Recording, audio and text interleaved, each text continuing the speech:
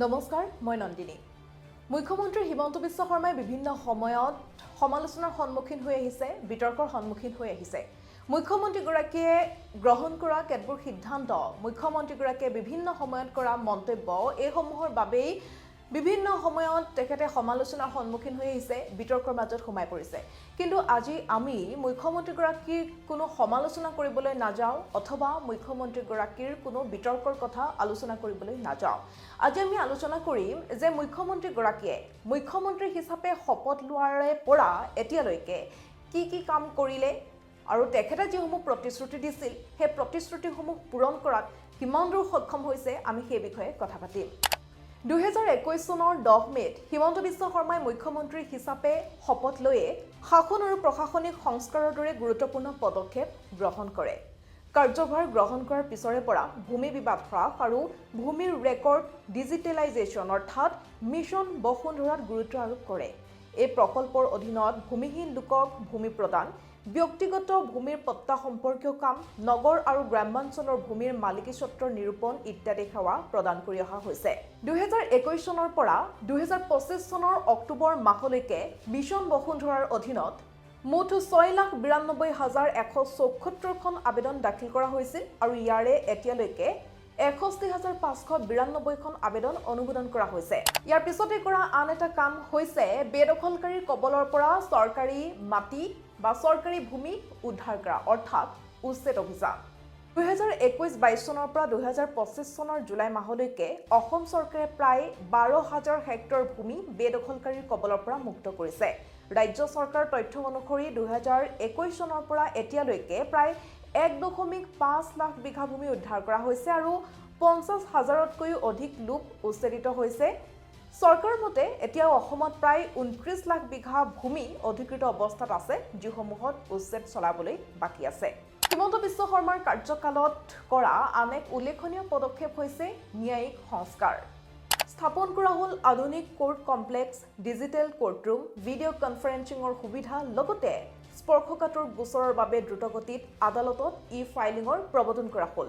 সংবেদনশীল গোচৰসমূহৰ দ্ৰুত বিচাৰ নিশ্চিত কৰিবলৈ গঠন কৰা হ'ল ফাষ্ট ট্ৰেক কোৰ্ট। বিশেষকৈ মহিলা আৰু শিশু লগতে অন্যান্য পীড়িতৰ ন্যায়ৰ বাবে গঠন কৰা হ'ল ফাষ্ট ট্ৰেক কোৰ্ট।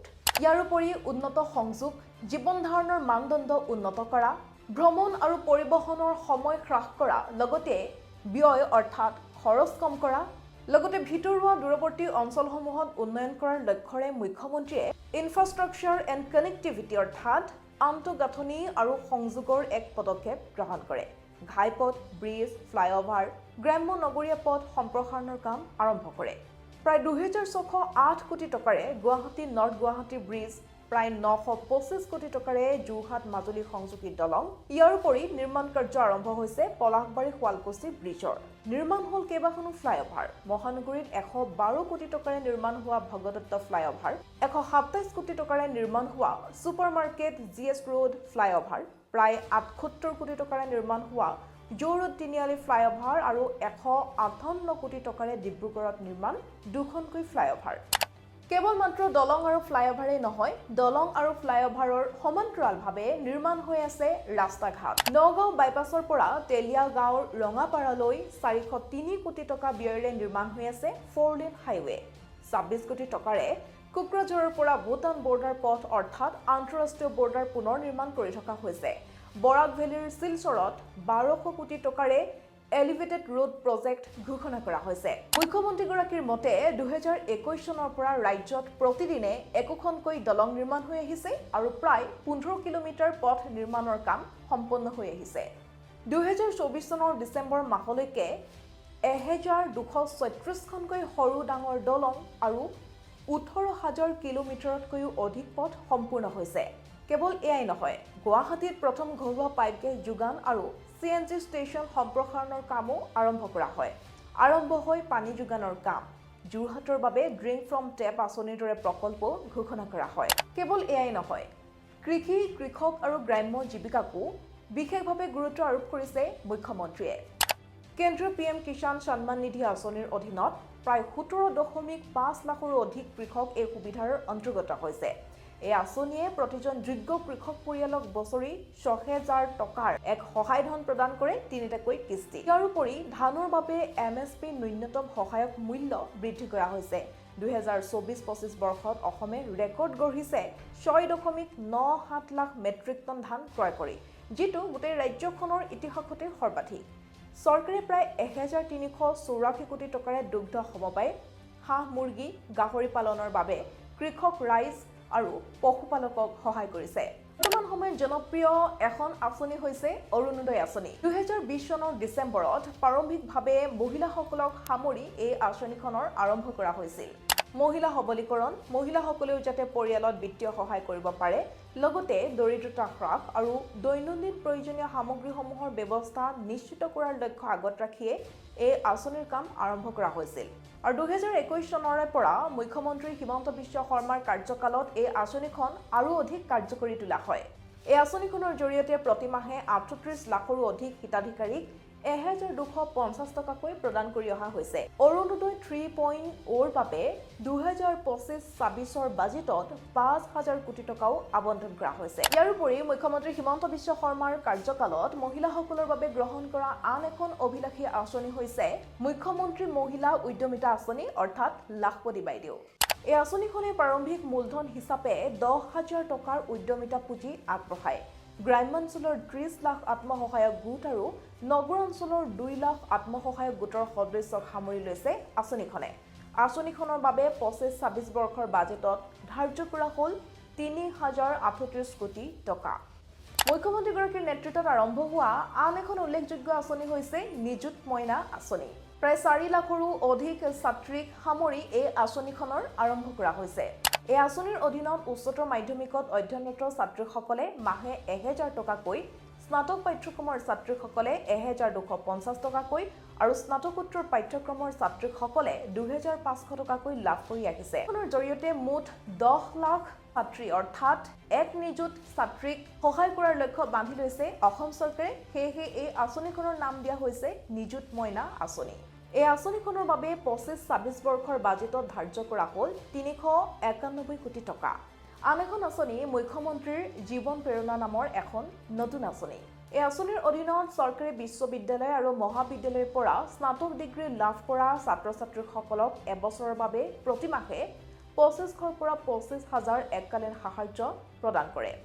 চৰকাৰী বিশ্ববিদ্যালয়ৰ পৰা গৱেষণা কৰি থকা সকলক ২৫,০০০ টকাকৈ দিয়া হয় আৰু বিশেষভাৱে সক্ষম যিসকল ছাত্ৰ-ছাত্ৰীয়ে গৱেষণা কৰি আছে সেইসকলক ৫০,০০০ টকাকৈ প্ৰদান কৰা হয়। নিৰ্বাচনী প্ৰতিশ্ৰুতি দিয়া মতেই ১ লাখ নিবনুৱা যুৱক-যুৱতীক দিয়া হ'ল চৰকাৰী চাকৰি।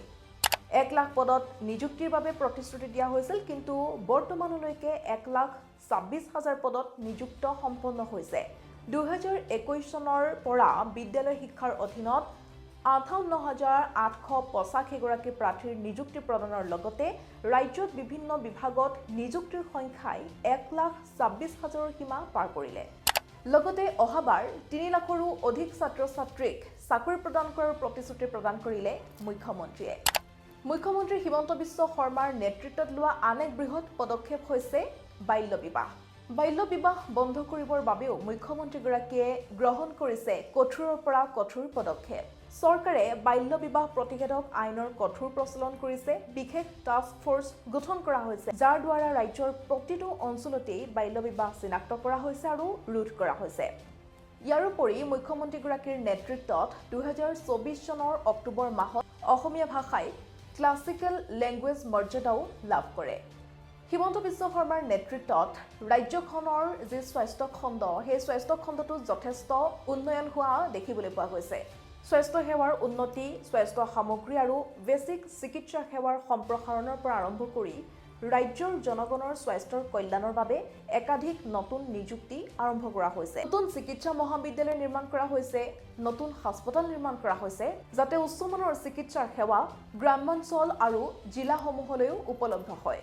গড়চুকৰ আহোম গাঁৱত ২০২৫ চনৰ জুলাই মাহত ৩০০ বিচনাযুক্ত বহু বিশেষজ্ঞ চিকিৎসালয় উদ্বোধন, প্ৰাগজ্যোতিষপুৰ চিকিৎসা মহাবিদ্যালয় আৰু চিকিৎসালয়।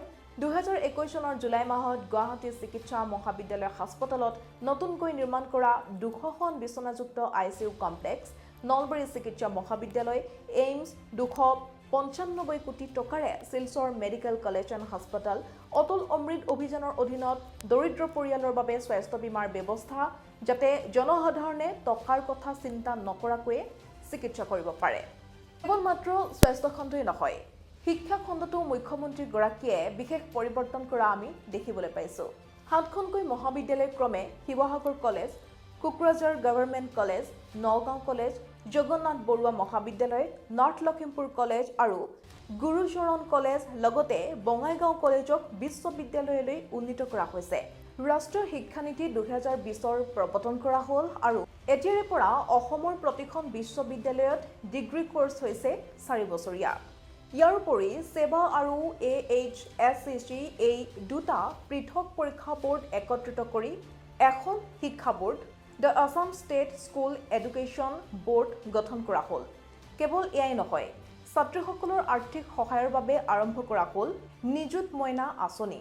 চৰকাৰী মাদ্ৰাছাসমূহক সাধাৰণ বিদ্যালয়লৈ পৰিণত কৰা হ'ল। ইতিমধ্যে 1200ৰো অধিক মাদ্ৰাছাক ME বিদ্যালয়লৈ ৰূপান্তৰ কৰা হৈছে।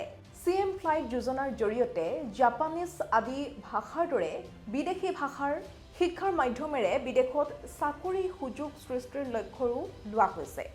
গুণোৎসৱ, আৰোহণ আদি প্ৰকল্পসমূহেও গুণগত আৰু ডিজিটেল শিক্ষাক আগুৱাই লৈ গৈছে। ইয়াৰ উপৰি হিমন্ত বিশ্ব শৰ্মা চৰকাৰখনৰ দিনতেই বা এই চৰকাৰখনৰ অধীনতেই মেধাৱী যিসকল ছাত্ৰ ছাত্ৰী আছে সেই ছাত্ৰ ছাত্ৰীসকলক স্কুটি প্ৰদান কৰাৰ দৰে এক কাৰ্যসূচীও লোৱা হৈছে।